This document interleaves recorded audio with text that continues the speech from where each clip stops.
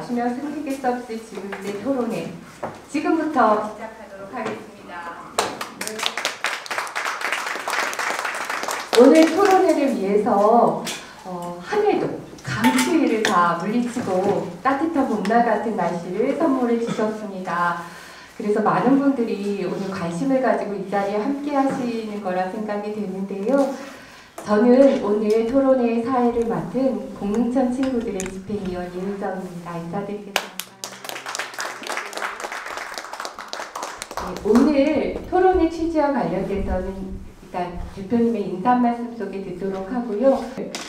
이 토론회를 마련한 공릉천 친구들의 상임 대표님이신 조영건 대표님 모시고 인사 말씀 듣도록 하겠습니다. 큰 박수 부탁드리겠습니다.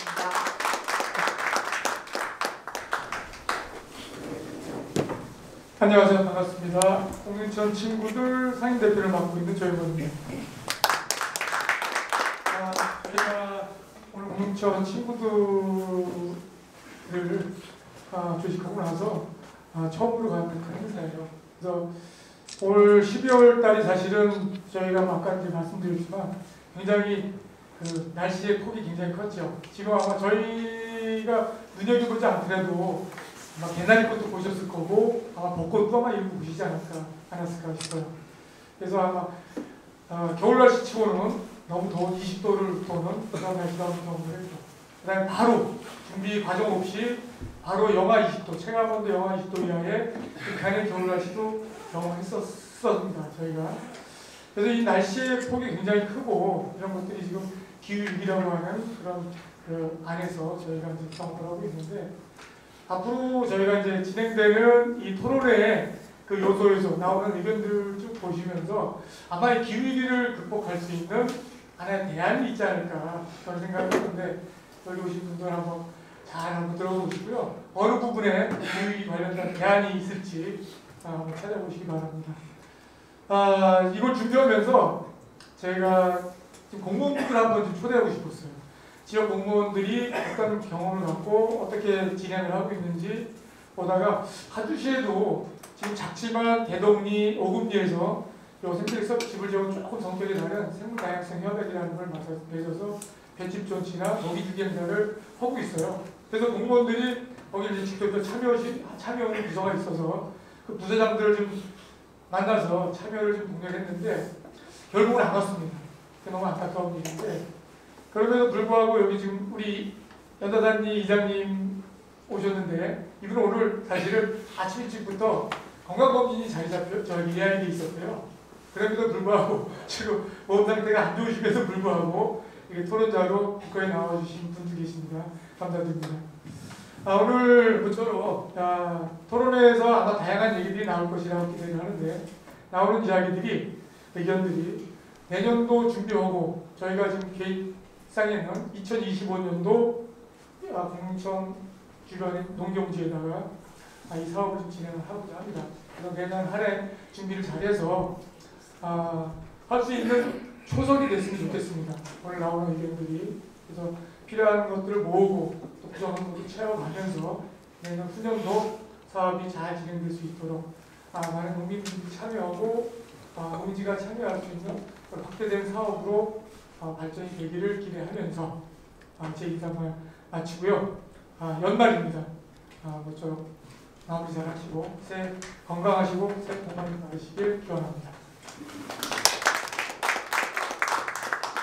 대표님 감사합니다. 오늘 취지를 잘 살려서 토론회가 잘 마무리될 수 있도록 했으면 좋겠는데요. 그러기 위해서는 시간들을 참 잘 지켜야 될 것 같습니다. 그래서 오늘 일정 잠시 말씀드리겠습니다.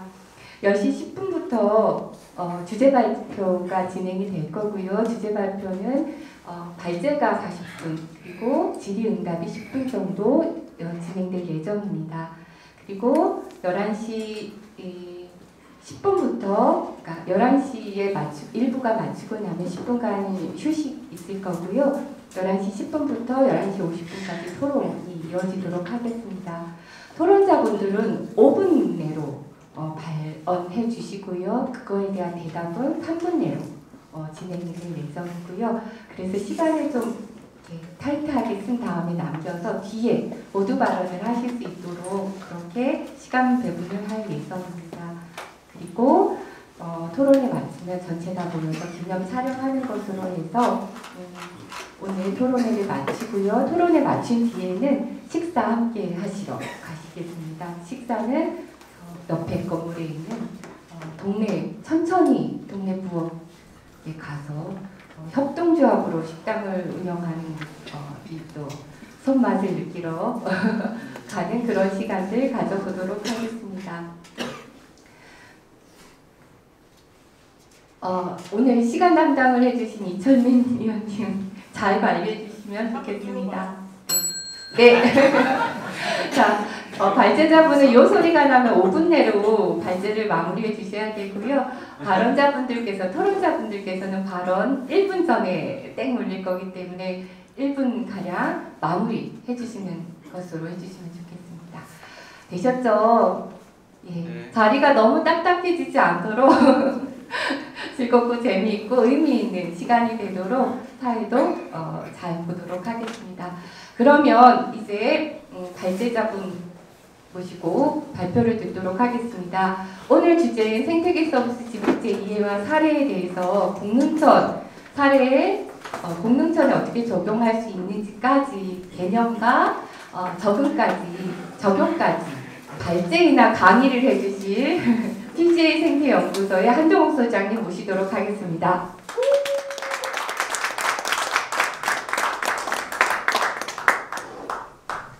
예, 반갑습니다. 자, 한 2시간 할 줄 알고 준비해 왔는데 지금 40분, 그것도 35분에 땡 한다고 그러니까 일단 마음이 좀 급한데요. 오늘 원래는 이제 이 앞에 보면 이해가 있고 뒤에 사례가 있는데 사례를 보고 발표를 해달라고 했는데 제가 조금 좀 이해가 안 되는데 사례가 나오면 이상할 것 같아서 그래서 일단 오늘은 이해를 좀 중심으로 말씀을 드리고 사례는 간단하게 설명을 드리고 이제 적용에 대해서 토론을 하겠습니다. 처음 뵙는 분들 계셔서 그냥 제 소개가 뒤로 갔군요. 그래서 일단 간단하게 우리가 이해해야 될 문제 중에서 생태 서비스라는 표현들을 좀 먼저 이해하는 게 좋겠습니다. 아까 잠깐 그 조일권 대표님께서 생물 다양성 관리 계약을 언급을 하시긴 하셨는데 사실 뭐 아주 새로운 개념은 아닌데요. 그러더라도 법이 바뀌었습니다. 그래서 법이 바뀌면 우리도 따라가야 되거든요. 그래서 일단은 생물 다양성 관리 계약이라고 하는 것이 생태계 서비스로 전환이 됐기 때문에 기본적으로 이해를 하는 게 좋겠습니다. 그 중에서 이제 원래 생태계 서비스라고 하는 용어의 그 흐름을 좀 우리가 따라가는 게 좋은데요. 오늘 여러 계층이 계셔서 아주 깊이는 못 들어가지만 그래도 역사적으로 이것이 어떻게 흘러왔는지는 잠깐 언급을 하는 게 좋을 것 같습니다. 그래서 우리가 자연 생태계가 인간에게 주는 여러 가지 혜택들을 포괄적으로 그냥 환경 서비스라는 표현을 썼다가 생태계 서비스라는 용어로 바꾼 지가 한 20-30년밖에 안 됐습니다. 그래서 그때만 해도 이제 생태계 서비스라고 하는 것이 생태계가 제공하는 경제적 가치라는 개념으로 이해를 했고요. 결국에는 이제 돈의 문제가 돼버렸죠. 그래서 새만금 개발하면서 새만금을 그냥 둘 때와 그 개발했을 때 우리한테 어떤 이익을 주냐라는 논쟁이 한참 있었을 텐데요. 그때 이제 이런 어떤 생태계 자체가 가지고 있는 서비스를 현금으로 계산해보자, 경제적 가치로 계산해보자라는 표현, 이 논의에서 이제 이 생태계 서비스라고 하는 것이 대두가 됐던 것이고요. 그래서 자연을 자연으로 그대로 뒀을 때의 가치를 우리가 어떻게 아느냐, 존재 가치라고 하는 것을 본으로 환산할 수 있느냐 굉장히 논란이 많았는데 이제 그 논란은 끝났습니다. 그 생태계가 생태계 자체로 인간에게 주는 서비스를 일종의 서비스 개념으로 돈으로 환산할 수 있다가 이미 이제 공론화됐고요. 그게 이제 생태 경제학이라고 부릅니다. 그래서 우리가 공릉천 하구를 그냥 그대로 냅뒀을 때 과연 우리는 얼마의 이익을 얻을 것인가 하는 것이 지금 이제 그 돈으로 계산이 됩니다. 그게 이제 편익이라고 부르는데요. 그걸 제일 먼저 시도한 사람이 요 유명하신 요분 계속 나오는데요. 코스타자라고 하는 이분은 생태계 서비스의 아버지입니다. 이분이 이제 일단 전 세계에 자연을 돈으로 환산을 했습니다. 도대체 얼마나 되나? 우리가 보통 뭐 지구 단위에서도 보통 이제 경제적 가치를 환산하듯이 자연을 이렇게 환산했습니다. 물론 이 과정에서 여러 가지 논란이 있었고요. 그리고 지금 그것이 이제 굉장히 발달을 해가지고 이제 생태계 서비스라고 하는 것을 전 세계의 과학자들이 각각 다 평가를 하고 있고, 저도 논문을 몇 개 냈습니다. 여기 뭐 습지에 대한 가치 평가에 대해서 몇 가지를 냈는데 전부 생태계 서비스 평가 이런 개념입니다. 우리가 이제 알아야 될 것은 그런 돈으로 가치 평가하고 이게 아니고요. 그래서 우리가 이 생태계 서비스를 어떻게 적용할 것인가 하는 것인데, 그 적용하는 부분에 있어서는 우리 많이 쓰는 그 용어 중에 MEA라고 하는 게 있어요. 우리 2000년 들어와가지고 바로 전 세계의 지구 단위의 어떤 생태계를 평가하는 보고서인데요. 보통 새천년 생태계 평가 보고서라고 표현을 합니다. 벌써 이것도 벌써 한 20년 됐죠. 그때 이제 우리가 4가지의 생태계 이 서비스를 정의를 했습니다. 그래서 막 이렇게 여러 가지로 보지 말고 한 4가지 카테고리로 보자. 그때 4가지 카테고리로 본 것이 공조 지문입니다. 이건 이제 보통 생명과학부에서 학부생들 시험 문제 나오는 건데요. 우리가 이 정도는 알고 들어가야 됩니다. 그래서 공조 지문이라고 부르는 게 뭐냐면 생태계 서비스를 이렇게 4가지의 범위로 나눠보자. 그래서 자연이라고 하는 것이 인간에게 준 혜택이 이런 공급을 하거나 환경 조절을 하거나 지지를 하거나 문화를 하거나 이렇게 4가지로 나눠서 보자. 이렇게 해서 이 4가지에 대해서는 제가 일단 오늘 깊이 못 들어갑니다. 시간이 없으니까요. 그래서 이 정도에서 일단 좀 이따가 이제 그 중에서 몇 가지 다시 한번 설명을 드리겠습니다. 어쨌든 이 4가지의 생태계 서비스를 가지고 우리가 이제 앞으로 생태계 서비스 지불제라든지 생물 다양성 관리 계약이라든지 그렇게 나옵니다. 그래서 이걸 꼭 기억을 해주시면 좋을 것 같고, 그리고 이제 우리가 이제 나고야 의정선이 뭐 아이치 타겟인 이런 얘기 많이 들었을 텐데요. 이미 이제 지나간 이야기지만 2010년도에 이런 생물 다양성 당사국 총회라는 것을 아이치 현 나고야 시에서 개최했습니다. 그때 목표를 정했어요. 전 세계의 목표, 이 아이치 타겟이라고 부르는데 전 세계에서 목표를 어떻게 정했냐면 생물 다양성과 생태계 서비스가 주는 이익을 강화한다. 이게 이제 전 세계가 합의한 내용 중에 굉장히 중요한 문구입니다. 요즘 이 한 문구가 뭐 기후변화 총회든 뭐든 뭐 굉장히 그 다음 액션을 해야 되기 때문에 굉장히 중요한데요. 이때는 이것을 전 세계가 합의를 합니다. 이 유엔 협약은 합의를 하면 이행을 해야 되거든요. 요 합의를 하면서 뭐라고 했냐면 생태계 서비스가 주는 이익을 강화한다. 강화하려면 어떻게 해야 됩니까? 각 국가가 법을 세워야 되고 돈을 만들어야 됩니다. 예산을 세워야 되죠. 그래서 요 생태계 서비스가 주는 이익을 가지고 이제 이걸 강화하기 위한 방법으로 우리나라 법을 바꿉니다. 그래서 이제 오늘 이런 논의를 하게 된 거고요.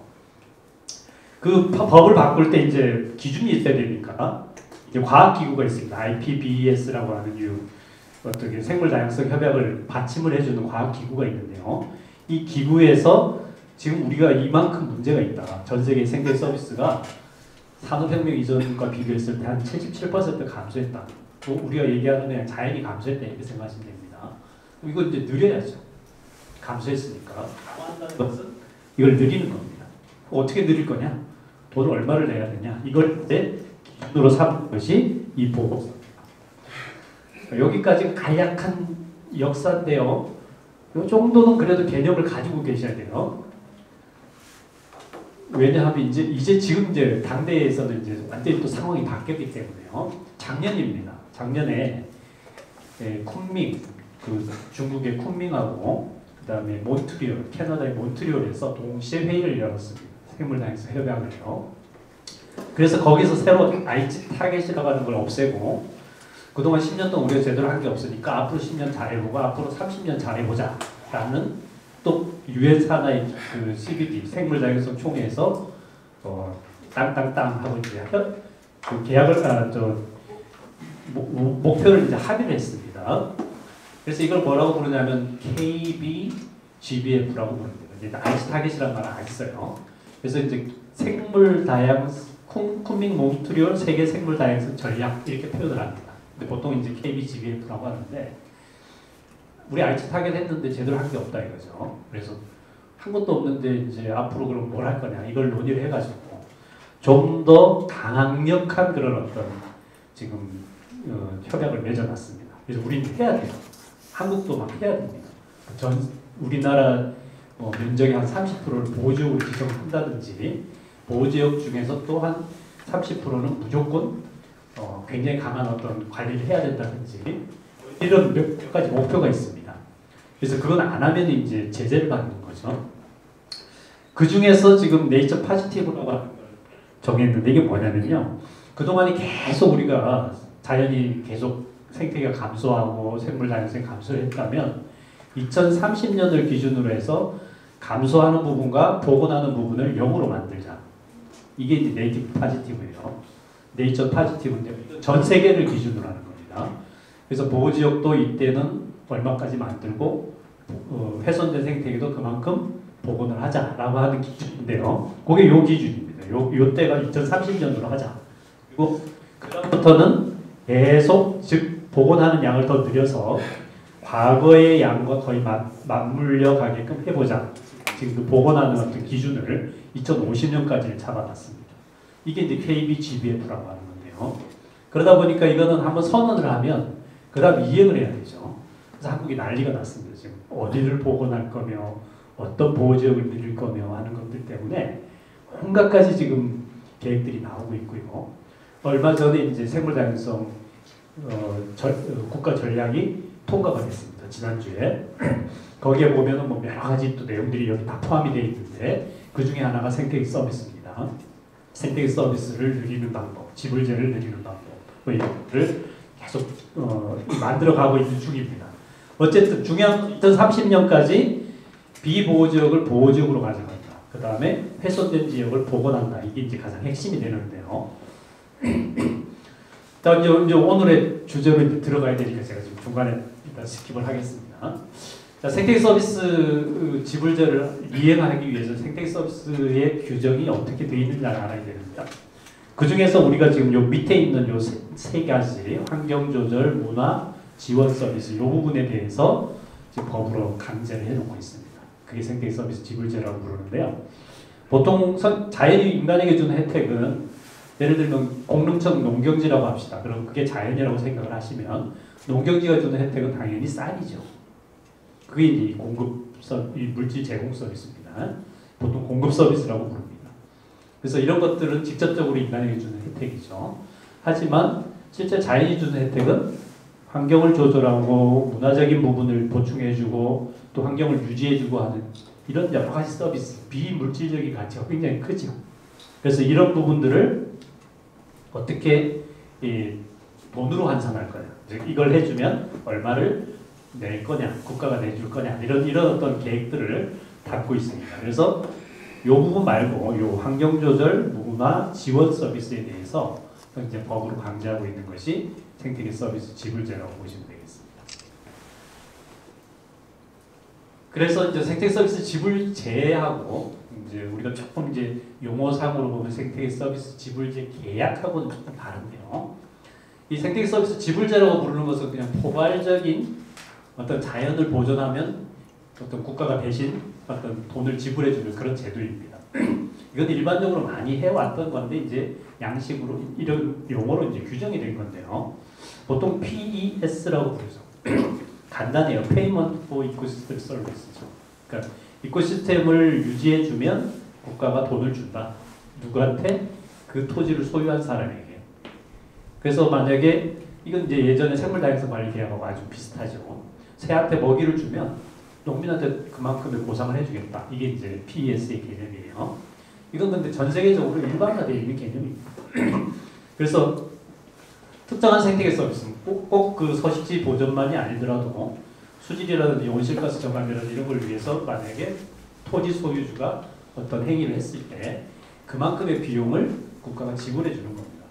근데 뭐 꼭 국가가 아니더라도 공적인 예산으로 지급을 해주는 거죠. 그래서 그런 어떤 계약 당사자는 역시 대부분 이제 그 토지 소유주자, 그 관리의 책임자가 되겠죠. 그리고 이제 이런 것들을 하는 데 있어서 어떤 기준이 있어야 되니까 그걸 법으로 만듭니다. 그 법이 이제 여기 생물 다양성 법이라고 부르는 거죠. 그래서 그때 아까 제가 이제 말씀드렸던 아인슈타인 2010년 이후에 유엔 협약에 의해서 생태계 서비스를 강화하는 방법을 강구하라고 했기 때문에 그 이후에 2019년에 생물다양성법을 만들면서 생태계 서비스 지불제를 거기에 명시를 하게 됩니다. 근데 사실 이것은 그 당시에 생물다양성 관리 계약이 있었기 때문에 뭐 똑같은 거 아니냐 이렇게 생각을 했습니다. 이름만 바꾼 거 아니냐. 근데 우리가 여기서 조금 더 이제 깊이 들어가셔야 될 것은 그렇진 않다. 훨씬 더 넓은 범위고 우리가 훨씬 더 많은 일을 할 수 있다는 것을 좀 알아주시면 좋을 것 같고요. 대표적으로 지금 코스타리카 사례하고 뉴욕시 사례가 있는데 이건 이제 일종의 보고서상에 늘 등장하는 거기 때문에 그냥 제가 간단하게 언급을 했습니다. 그러니까 PES 아까 페이먼트 어떤 자연자원을 보존하면 그 소유주들에게 보상을 해주는 그런 개념으로 대표적인 것이 코스타리카 사례인데요. 코스타리카는 아마 전 국토의 70% 이상이 국립공원입니다. 근데 그게 그렇게 바로 지정된 게 아니고요. 이 과정을 거치면서 전체적으로 보호지역으로 가져가게 되는데요. 한때는 코스타리카의 사회는 굉장히 많이 훼손이 됐습니다. 그 거의 한 70% 이상이 훼손이 됐다고 그러는데 그 훼손된 것으로 인해서 제일 먼저 나빠진 게 뭐 삶이 훼손됐다고 해서 당장 사람들이 나빠지진 않습니다. 삶의 질이. 근데 문제는 수질이죠. 대부분이 코스타리카의 수질 먹는 물들은 이 산림 안에 있는 수원 저수지에서 가져오는 건데 계속 그걸 개발을 하고 거기에 농사를 지으니까 물이 계속 나빠지는 거죠. 수원도 계속 말라가고. 그래서 이런 것들을 보상해 줄 테니 나무를 베지 말고 숲을 계속 유지하자. 그렇게 이제 열대림을 유지하게 되는데 그럼 그 농사를 못 짓잖아요. 그럼 이거 어떡할 거냐. 그래서 이제 그걸 처음에 공적 자금으로 조금씩 지원해 줄 테니 대신에 나무를 베지 말고 나무를 계속 유지하자. 이렇게 계약이 된 겁니다. 그러다 보니까 전 세계적으로 보니까 생물다양성이 높은 그런 열대 산림을 농민들이 보존하겠다는 거죠. 그럼 전 세계적으로 보면 탄소 저장도 되고 열대림의 생물다양성도 보존이 되잖아요. 그래서 전 세계에서 특히 독일 같은 데서 돈을 내겠다. 그쪽 농민들이 만약에 나무를 베지 않고 열대림을 보존한다면 우리가 공적 자금으로 그만큼을 지원해 주겠다. 그래서 아주 유명한 이런 그 사례가 된 거죠. 그게 이제 코스타리카 사례입니다. 그래서 한때 뭐 유럽에서 열대림을 보존하는 원주민들에게 돈을 준다. 이런 어떤 얘기들 아마 문건으로 보신 적이 있을 텐데 그 대표적인 사례가 되겠습니다. 이런 개념도 있었고 그 다음에 이제 뉴욕시 사례 같은 경우에도 비슷한 사례지만 여기도 이제 어쨌든 전체 뉴욕이라고 이 캐스킬 지역에서 전체 이 강을 살리는 데 있어서 이 강의 이제 수원을 살리는데 이 주변 지역에 계속 농사를 지으니까 그 농사로 인해서 물도 고갈이 되고 그다음에 수질이 굉장히 악화되는 거죠.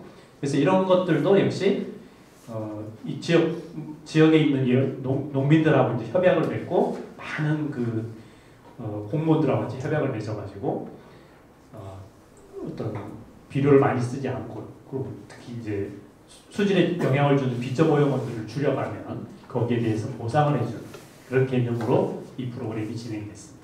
역시 이것도 굉장히 오래된 사례고요. 여기서 가장 핵심이 되는 건 뭐냐면 수질 정화를 위해서 정수장을 지어보려고 했더니 금액이 한 60억에서 80억이 들어가는데 차라리 농민들한테 지원해주고 농민들이 농사를 지을 때 그런 비점 오염원을 줄여주니까 그 돈은 실제로 들어가는 비용은 10억 달러 정도밖에 안 되는 거죠. 그렇다면 당연히 지원하는 게 낫죠. 그리고 이걸 60에서 80억의 시설을 지어놓고 또 비용을 보니까 매년 3억에서 5억을 유지비를 내요. 계속 써야 된단 말이죠. 근데 농민들한테 15억을 쓰면 계속해서 그 어떤 비점 오염, 발생원들이 줄어드니까 굳이 이렇게 돈이 계속 안 들어가 된다는 얘기죠. 그러니까 이런 것이 경제적으로도 훨씬 더 낫다는 거죠. 그래서 이런 프로그램을 통해서 결과적으로 수질 오염도 잡고 농민도 살리고 하는 이런 프로그램이 된 겁니다. 그래서 이것도 유명한 사례예요. 자, 어쨌든 지금 이제 말씀드렸던 요 가장 기초적인 개념, 아직 땡하려면 시간 있죠? 기초적인 개념 아시겠죠? 네, 이 원래 생태계 서비스 이런 개념으로 만들어진 거고요. 그리고 생태계 서비스를 지불하자, 그 어떤 페이먼트를 하자라고 하는 것도 이런 어떤 논리에서 나온 겁니다. 그럼 우리나라는 생태계 서비스를 어떻게 법제화 시켰느냐? 원래 생물 다양성 관리 계약이라고 하는 제도가 있었습니다. 이 제도는 뭐 우리가 그 보통 농사를 짓고 나서 그냥 수확하지 말고 놔두면 돈 줄게, 그만큼 쌀값 줄게, 뭐 이런 거였습니다. 그리고 볏짚 쓰지 말고 깔아주면 그 볏짚을 시중에서 파는 만큼 비용을 줄게. 이게 이제 지자체가 주는 거죠. 국가와 지자체가 매칭을 해서 주는 겁니다. 누구한테? 농민한테. 그죠? 토지를 직접 경작하는 경작자한테 주는 겁니다. 근데 이 계약은 뭔가 문제가 있죠. 그죠? 어느 지역에서 어떻게 해야 되는지에 대해서 명시하지 않았고요. 얼마를 줘야 되는지도 명확하지가 않고, 실제로 그렇게 했을 때 효과가 있는지에 대해서도 명확하게 뭘 하라고 요구하는 것도 없었고요. 그리고 꼭 농민만이 아니고 물새 같은 경우에는 막 양어잡이도 들어갈 수 있고, 그리고 바다로 가면은 뭐 또 바닷가에 있는 여러 가지 해초들도 또 문제를 일으킬 수도 있고, 또 아니면 갯벌에 있는 조개들도 먹을 수 있잖아요. 또 산에서도 또 다를 수 있고, 산에 뭐 멧돼지가 또는 고라니가 뭐 이렇게 먹을 수도 있잖아요. 그럼 이게 생물 다양성이라고 하는 것은 꼭 그 농업의 문제만은 아니란 말이죠.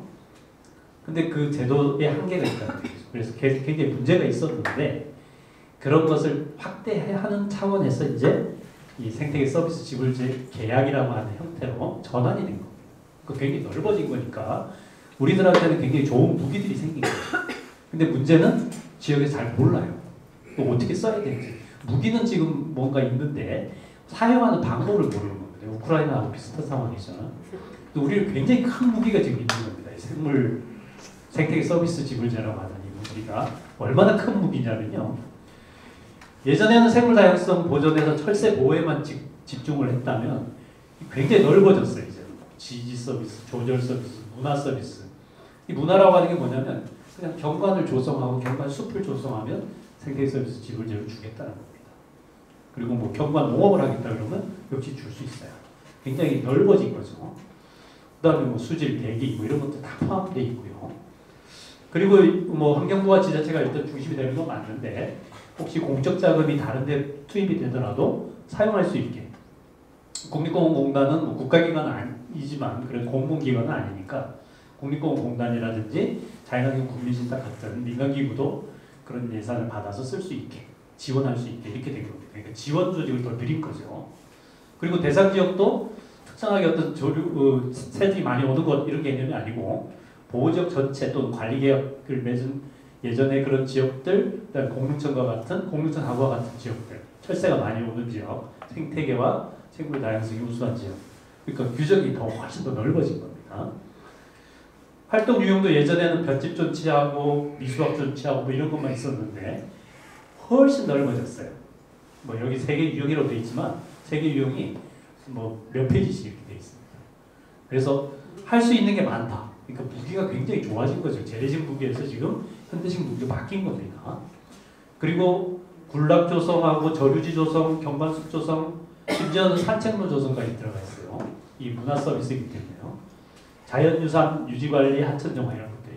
물론 전제는 뭐냐면 생물 다양성을 높이고 생태계 서비스를 높인다는 전제에 그런 조건 하에서 이게 이런 여러 가지로 활동이 넓어졌다는 겁니다. 개념적으로 보면은 아까 이 산림 개념으로 보면 이런 거죠. 산림을 그대로 다 개발해가지고 초지로 전환하면 B라는 양의 돈을 얻는다. 이 경제적 이익을 얻는다. 그러면 결국에는 산림을 없앰으로 해서 수질이라든지 생물 다양성이라든지 탄소 흡수가 사라지겠죠. 그럼 이만큼의 또 이 어떤 우리가 사람이 얻을 수 있는 이익이 사라집니다. 그러면 산림을 그대로 유지했을 때 산림 유지하고 나면 그만큼 얻을 수 있는 금액이 사라지죠. 그래서 그동안 요것만 이렇게 어떻게든 좀 보상을 해주려고 했습니다. 근데 개념적으로 더 위쪽에 요 부분이 사라지기 때문에 더 이상, 그래서 여기는 뭐 이 정도 올라갔지만 이거 여기다 갖다 붙이면 최대 이만큼 되겠죠. 그래서 이만큼의 가치를 여기다 다 붙일 수 있게, 그래서 이걸 초과할 수는 없게 이렇게 해놨습니다. 어떻게 보면 별거 아닌 것 같은데 어마어마한 이 어떤 추정치가 있는 겁니다.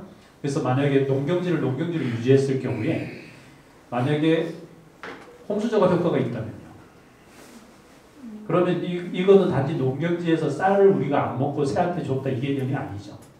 만약에 농경지가 잘 유지돼가지고 생물 다양성이 높아지면 수원천 개구리 수가 800마리에서 만약에 8,000마리가 된다면 뭐 이런 개념이죠. 이게 개념적으로 보면 이것은 어마어마한 수치가 나올 수도 있습니다. 그래서 이런 것들을 여기다 갖다 붙여서 최대치까지 만들어낼 수 있는 법이 바로 생태계 서비스 지불제라고 하는 겁니다. 그러면 이거를 그 다음에 그럼 어떻게 해야 되느냐? 근데 이제 각각에 대해서는 이제 아주 세부 활동별로 뭘 조성했을 때 구체적으로 유형은 어떤 유형이고 실제로 지급 단가는 어떻게 계산해야 되고 하는 것이 법에 그냥 명시가 되어 있습니다. 그래서 만약에 논에다가 만약에 둔봉을 만들어준다. 그럼 둔봉의 면적이 얼마고 둔봉을 만들었을 때 그러면 금액은 얼마로 산정하고 이것까지 다 나와 있어요. 그렇기 때문에 우리는 그런 어떤 기준들을 가지고 공천하고의 농경지에다가 둔봉을 만들어주자라고 하면 예전에 둔봉 만든다 그러면 어떻게 했냐면 그 둔봉을 뭐 100제곱미터를 만들었다 그러면 100제곱미터에 나오는 쌀 양만 다 빼줬죠. 네, 그렇게 하지 않고 그 생물 다양성을 높인다면 어떤 생물 다양성을 높이는지 목표종을 정하고 수원청개구리가 거기 살 수 있게 한다 그러면 수원청개구리의 어떤 서식지로서의 질을 평가해서 그만큼 유지할 수 있게끔 그 예산을 충분히 더 올릴 수 있게 되어 있는 겁니다. 자, 그런 개념으로 보면 이제 조성비, 관리비 이런 게 다 포함해서 이렇게 전체적으로 면적당 얼마 이렇게 표현이 되어 있는데 앞에 지금 환경 조절 서비스, 문화 서비스, 지지 서비스라는 표현이 있습니다. 아까 제가 공조 지문 말씀드렸죠. 그 중에서 공짜만 빠졌습니다. 아까 공급 서비스, 물질을 직접적으로 주는 서비스. 논이라면 뭐라 그랬죠? 쌀. 네, 쌀에 대한 그 어떤 서비스에 대해서만 펴져 있고 나머지 논이 주는 다양한 서비스에 대해서는 다 지금 이 법에서 지원을 할 수 있게 되었다 이렇게 말씀을 드릴 수 있죠. 그 얘기는 뭐야? 이제 쌀 자체의 어떤 서비스는 우리가 이 환경부가 책임질 문제는 아니기 때문에요. 쌀을 많이 생산하고 쌀을 주고하는 것은 논의 어떤 기본적인 기능이라고 생각을 하기 때문에 그 이외의 기능들에 대해서 유지를 해줬을 때 그걸 가치로 평가해 주는 겁니다. 그래서 이 생태 서비스 지불제의 사실 사례라고 보면 그럼 이걸 이용해서 기후변화 대응숲을 조성한 사례, 그 다음에 하천 환경을 정화한 사례, 수변 식생태를 조성한 사례, 저류지를 만든 사례 이런 사례를 쭉 설명을 해드려야 되는데 지금 우리나라 곳곳에서 이게 진행이 되고 있습니다. 사실은. 그런데 이것이 생태계 서비스 지불제 계약으로 진행이 되고 있지는 않아요. 그래서 이걸 좋은 사례다 이렇게 말씀드리기 좀 어렵습니다. 다 어떤 다른 예산으로 이렇게 하고 있고 이 서비스 지불제를 쓰려면 어떻게 해야 되냐면 매칭이 돼야 됩니다. 그래서 국가가 얼마 50% 이상을 쓸 수 있습니다. 국가가 내고 광역지자체가 내고 기초지자체가 내서 이게 50대, 30대, 20이든 이렇게 매칭이 돼야 되기 때문에 이걸 많이 쓰려면 그만큼 지자체가 의지가 있어야 되는 거죠. 근데 여기 의원님들 앉아 계시지만 이거 내라 그러면 잘 안 냅니다. 그죠? 지자체가 무슨 돈이 있어요? 이렇게 나오죠. 그래서 잘 안 되기 때문에 결국 금액이 국가가 아무리 많이 주려고 해도 그 지자체장이 또 그 지자체의 의원들이 그걸 그만큼 매칭을 안 해주면 그만큼 내려올 수가 없습니다. 이게 지금 한계예요. 법 바꾼다면 완전히 100% 국비 이러면 좋겠지만 그게 안 되기 때문에 그 한계 때문에 지금 많이 못 드리는 그런 지자체가 있습니다. 자, 그런 어떤 개념들이 있다는 것만 알아두시고요. 그렇다면 이 제도의 주체는 누가 되느냐? 아까 이제 혜택을 받아야 되는 것은 그 직접 경작자거나 아니면 어떤 토지 소유주라고 말씀을 드렸죠. 하지만 법에서는 그렇게 해서 돈을 지급하지 않습니다. 먼저 기본 조건이 있습니다. 협의체를 만들어라. 협의체도 이름이 딱 정해져 있습니다. 생태계 서비스 지불제 계약 추진 협의회. 이제 협의회를 만든다는 것은 결국 법적인 기준을 달성을 해야 된다는 얘기고요. 이 협의회를 만들 때 당연히 토지 소유주 들어가고 지자체 공무원도 들어가지만 이 공동체의 친구들과 같은 보존단체도 들어가야 되고요. 기본적으로 추진 협의체가 만들어졌느냐 만들어지지 않았느냐에 따라서 지원의 여부가 결정이 됩니다. 그래서 우리는 지금 공동체 테이블이 없잖아요, 그죠? 지자체가 여기 지자체 공무원들 안 오셨죠. 그런 테이블을 만들어야 돼요. 추진 협의회라고 하는. 그리고 이것은 우리만 만들어서 되는 게 아니고 지자체가 참여해야 되기 때문에 지자체가 주도하게끔 만들어야 돼요. 그래서 이건 법적 기구입니다. 이걸 만들고 그 다음에 또 실행을 했을 경우에 그걸 무조건 모니터링을 하게 돼 있습니다. 그래서 장항습지 같은 경우나 여기 산남습지의 고양시 부산동 지역들 지금 생태 서비스 지불제 적용 대상 지역인데요. 거기 이제 이 법에 의해서 올해부터 바다법인 에코코리아가 모니터링을 진행을 합니다. 이 법적인 모니터링이기 때문에요. 그래서 지원을 했으면 효과성 평가를 하게 돼 있습니다. 거기 모니터링이 있고요. 그 이외에도 어쨌든 환경부나 환경청은 당연히 예산을 지급하기 때문에 그들의 역할이 있고 그리고 지자체도 당연히 실제 사업 관리 주체이기 때문에 그들의 역할이 있습니다. 그래서 각각의 역할들이 법적으로 딱 명시되어 있고 물론 계약 대상자도 당연히 어떤 일을 해야 하는 그런 어떤 규정들이 있습니다.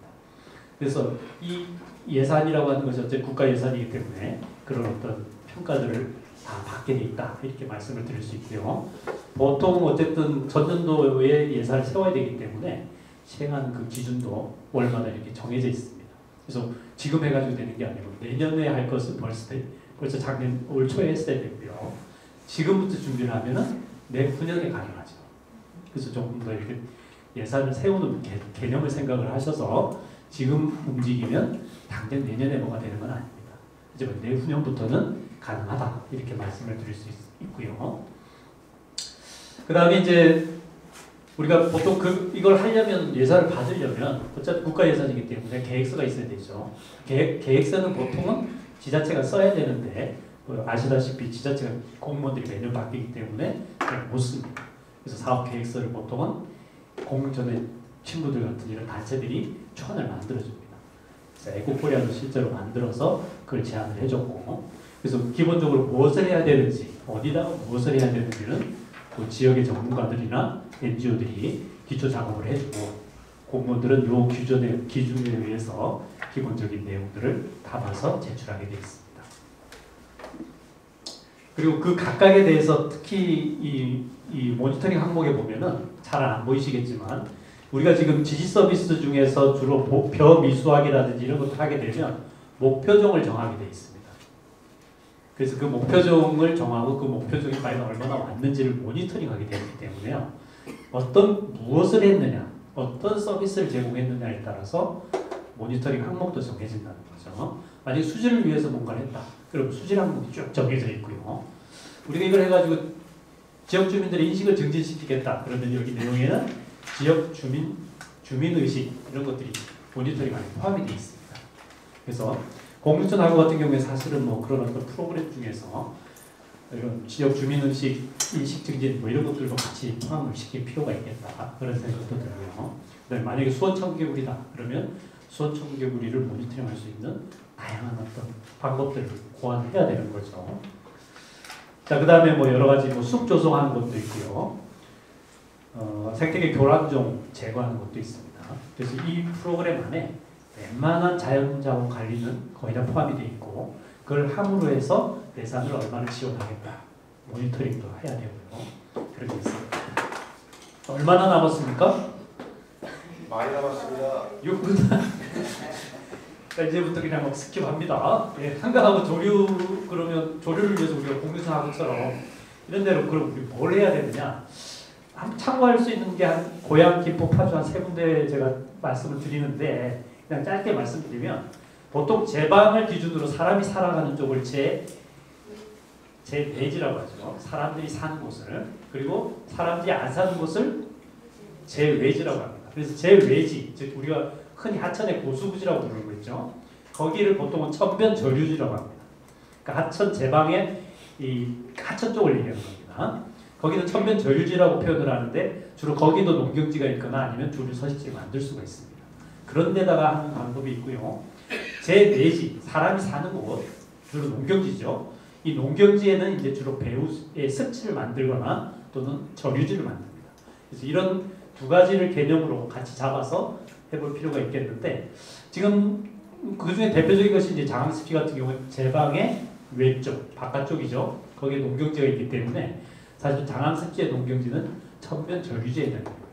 그래서 비가 많이 오면은 거기에 물이 잠기게 되고요. 자, 그런 지역에서는 당연히 이제 여러 가지 시설을 설치하기보다는 가급적 습지를 유지를 할 수 있게끔 계속 지원을 하는 게 좋겠죠.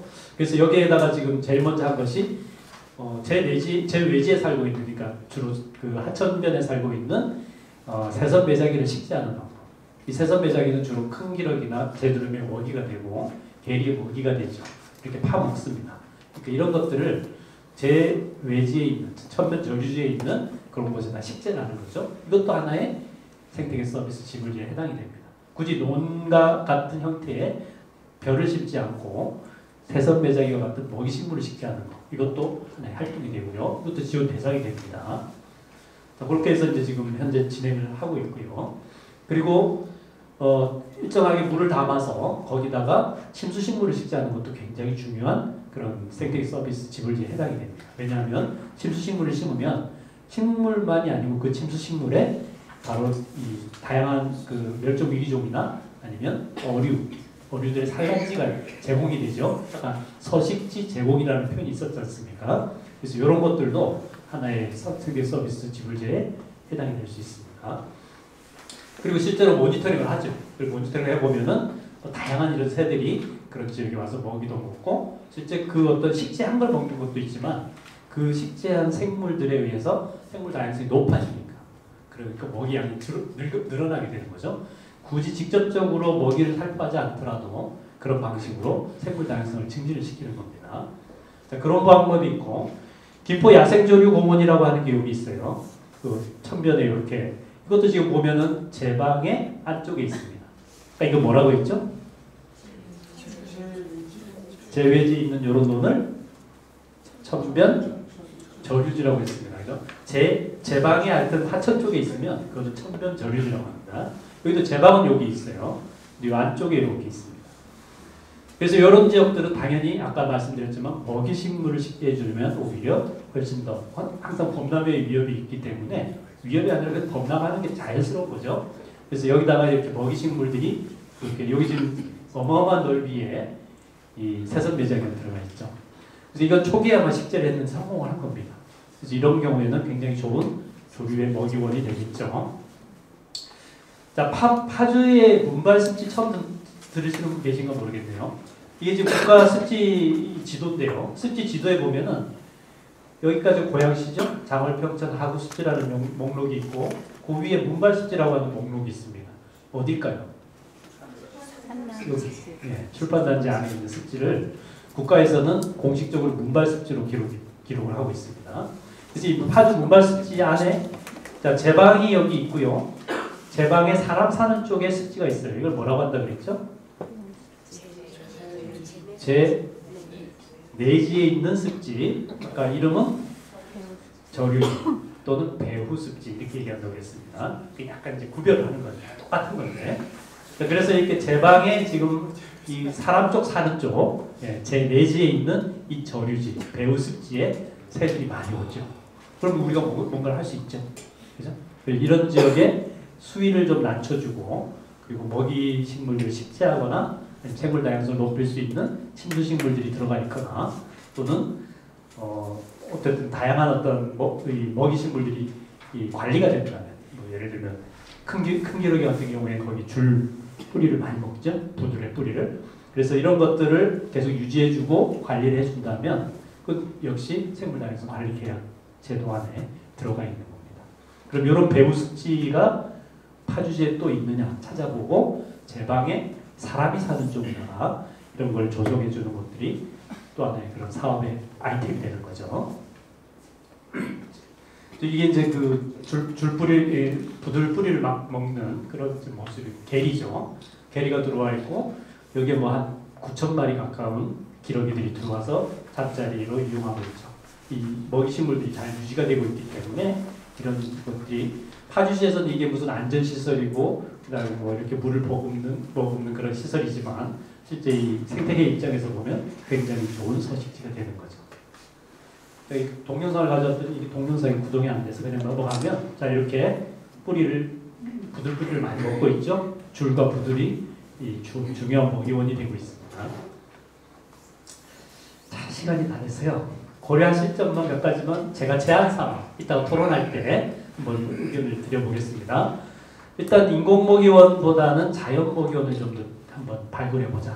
아까 이제 여러 가지 전변전류지나 배우습지 안에 식재가 가능한 것들 이런 것들을 활용해보자 하는 것도 좋고 혹시 농민들 중에서 내 논에는 일부는 그러면 그 조류를 위해서 내가 그러면 제공을 하겠다라고 하면 이 제도를 활용해서 그 논 중의 일부를 먹이식물을 식재하는 방법도 있습니다. 물론 그건 이제 그 계약을 맺은 다음에 국가에서 보상을 해주겠죠. 자, 그런 개념으로 이렇게 자연 먹이원을 좀 확보해주는 여러 방법을 한번 고민해 보시고요. 그리고 뭐 전체 논이 아니더라도 일부 논에서는 이렇게 문원을 만들어주면 이 논 안에 자연 먹이원들이 풀렸다 겨울철에도 이렇게 날 좀 따뜻해지고 하면 이렇게 제주류들이 먹죠. 여기는 먹이를 살포한 곳이 아닌데 주로 그 주변에 있는 자연 먹이원들을 먹고 있습니다. 그래서 문원을 만들어주는 방법. 그래서 자연 먹이원에 좀 더 집중해보자 이런 말씀을 드리고 있고요. 그렇다고 해서 인공먹이원을 포기할 수는 없다. 인공먹이원도 살포를 해줘야 되기 때문에 특정한 시기, 특정한 이동기 때 그때 잘 활용을 해보도록 하고 그리고 특정 시기는 이제 아까 제가 조영원 대표님께서 말씀드렸지만 조생종 벼가 필요합니다. 특히 이동기에 개체수 확 늘거든요. 그때 먹을 수 있는 먹이들이 없습니다. 그래서 안길 때도 별로 없고요. 그럴 때 조생종 벼를 좀 활용하는 방법 이런 걸 생각해 보시고 그리고 하천 아까 이제 제방의 사람 쪽 제 내지에다가는 좀 이렇게 침수식물을 식재하는 거. 이 파주에도 보면은 공릉하고에도 보면 이런 저류지들이 있는데요. 그 저류지에 이런 침수식물들이 있다면 거기에 여러 가지 물고기들이 살 수가 있고요. 또 조개도 살 수가 있죠. 이런 조개들도 살 수가 있기 때문에 조개가 살면은 거기 당연히 이런 산란을 할 수 있는 그런 어류들이 살고요. 우리가 어류를 늘리자라는 개념은 바로 생물 다양성을 높여서 거기에 물새들의 서식지를 만들어주는 거죠. 그래서 기본적으로 너무 먹이만 살포하고 직접적으로 필요한 것만 주려고 하지 말고 걔네들이 필요한 것이 자연적으로 재생될 수 있도록 그 생태계 구조를 활용하는 그런 어떤 생각을 우리가 해야 될 것 같고요. 그리고 이제 먹이터 조성할 때에는 우리가 그냥 평평하게 그냥 하나를 만들지 말고 이렇게 다양한 구조를 만들자 이런 얘기인데요. 이것은 이제 우리가 보통 농민들하고 얘기할 때 만약에 자연 먹이원을 식재한다면 똑같이 논처럼 만들지 말고 좀 더 굴곡을 주어서 만들자라고 하는 그런 개념으로 이제 여러 얘기를 드렸습니다. 그리고 제일 중요한 거 우리가 모니터링을 해야 돼요. 그 효과성을 검증해야 되기 때문에요. 그럴 때 가장 중요한 것은 시민과학에 참여하시는 분들의 다양한 관찰과 그것을 같이 협업을 할 수 있는 전문 과학자들이 같이 참여하는 그런 그룹도 있고 필요하다 이렇게 말씀을 드릴 수가 있겠고요. 그 지금 이 계리 지도를 만든 사례를 말씀을 드리자면 이것은 에코코리아에서 시민과학으로 프로그램을 했고 그리고 전문 과학자들이 같이 결합을 해서 한반도에 지금 계리 지도를 만들었는데 이것을 국제사회에 알렸고 실제 얼마 전에는 이제 그 외국에 있는 여러 과학자들이 다시 이 계리들이 이동하는 북한 쪽 데이터를 보내왔습니다. 그래서 점차적으로 우리 국토는 나뉘어져 있지만 이 한반도를 이동하는 이런 조류들은 결국 국토를 생태적으로 통일시킬 수 있는 좋은 또 사례가 될 수 있거든요. 그래서 이런 것들은 시민과학자들의 힘입니다. 그래서 시민과학자들은 좀 더 모니터링에 집중해서 이런 활동을 좀 했으면 좋겠고요. 땡을 안 쳐서 제가 마음대로 했습니다. 시간이 어떻게 많이 지났는지 모르겠네요. 5분 됐습니까? 네. 그래서 일단 오늘 제가 너무 이렇게 수박 겉핥기식으로 진행을 해서 죄송하고요. 이 프로그램 안에, 이 내용 안에 우리가 꼭 알아야 될, 아까 사전에 알아야 될 그런 기준들을 제가 말씀드렸죠.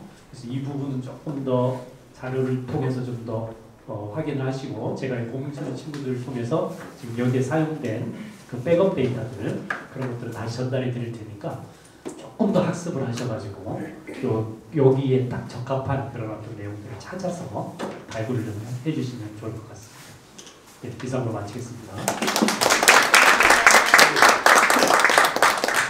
자연스럽게 혹시 이 이제 주제 발제 주의에서 궁금한 거, 이해가 잘 안 된다거나 이런 부분들, 이 자체 내용에 대해서 질문이 있으시면 질문을 좀 해주시면 좋겠습니다.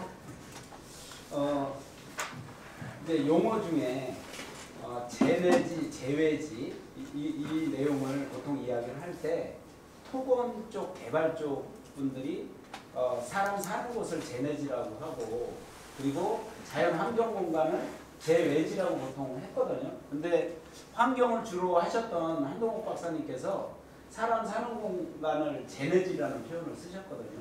이 용어가 정리가 된 건가요? 법적 용어이기 때문에요. 네, 그 가정관리의 기본 그 용어라서 그렇게 씁니다만 우리가 이제 자연환경을 하는 사람들 입장에서 보면 그게 어떻게 제내입니까? 그죠? 제내라고 하는 것은 자연 입장에서 보면 안쪽을 얘기하는 거잖아요. 그래서 이제 그런 부분이 있습니다. 근데 일단 법을 이해하려면 일단 그런 개념을 정확하게 갖고 가야 될 필요가 있어서 네. 학습 차원에서 말씀을 드렸습니다. 처음에 말씀드린 우리가 지금 생태 서비스 기본제 이해와 다른데 다른 데 말씀을 하신 것도 좋은데 공로청에 대해서는 뭐 특별한 말씀이 없으셨는데 아직 실행을 안 했습니다. 실행을 안 했어요. 그래도 뭐 간단하게 어떻게 뭔가 좀 있었으면 좋았는데 아무것도 없네요. 앞으로 우리가 한 달에도 그런 발표 때 좀 사전에 좀 그런 말씀을 해주시면 좋지 않을까 라는 말씀을 드립니다. 죄송스럽지만 사실 제가 좀 공선하고의 농경지 상황을 잘 몰라서 오늘 말씀을 드릴 때에는 일단 뭐 타 지역의 사례를 중심으로 하려고 이제 준비를 했고 기본적으로 이제 공선하고는 좀 특히 농경지 같은 경우는 굉장히 중요하기 때문에 앞으로 이 부분에 있어서 특히 농민들의 의견이 굉장히 중요할 것 같고 그래서 제가 이제 뭐 짧은 시간에 아주 구체적인 사례까지는 말씀 못 드렸고요. 이제 향후에는 이제 타 지역에서 어떻게 하는지를 좀 더 보는 것이 좋지 않을까. 그리고 타 지역의 농민들하고 좀 더 논의도 해볼 필요가 있겠고. 그래서 농민들께 이제 죄송스럽지만 우리가 너무나 다양한 사례들을 가지고 여기다 적용을 해야 되기 때문에 조금 좀 조심스럽지 않을까 이런 생각이 들고 아까 제가 올해 준비하면 내년이 아니고 내후년에나 가능할 거라고 말씀드렸는데 가장 빨라야 내후년입니다. 그러니까 그 사이에 또 농민들의 요구도 또 들어봐야 되겠고 실제 주체가 또 어떤 분들도 또 확인해야 될 거고 하여튼 뭐 여러 가지 좀 복잡한 상황이라서 구체적인 말씀 못 드렸습니다. 혹시 뭐 제안을 해주실 수 있으면 해주시면 좋을 것 같습니다. 저희가 이번에 이제 이장님을 초대한 것도 사실은 그 예는 사실 없어요. 하도 얘기가 없고 아까 잠깐 언급했던 그 대동리 오금리에 대한 예가 있고요. 그래서 저희가 이번 내년 수년도 사업을 위해서 올해 사실은 시범적으로 그 버풍리 쪽에 하나, 연사단 쪽에 하나 돈을 지금 지원을 해가지고 일단 버풍리 쪽에 진행을 하고 있거든요. 벽시 뿌리기를 저희가 그 시범 사업이지만 그래서 아마 지금 농민의 어떤 대표로시 우리 이장님이 갖고 있는 생각이나 이런 것도 오늘 토론회 자리에서 많이 이야기 좀 해주시고 그 내용을 담아서 저희도 같이 내년 수년도에 어떤 그 생태 서비스 계약을 가기 위한 하나의 그 기본 초석을 한번 만들어 보자는 게 사실 오늘 토론회 사실 의의이기도 합니다. 그래서 오늘 토론회에서 많은 이야기를 좀 나눠주시면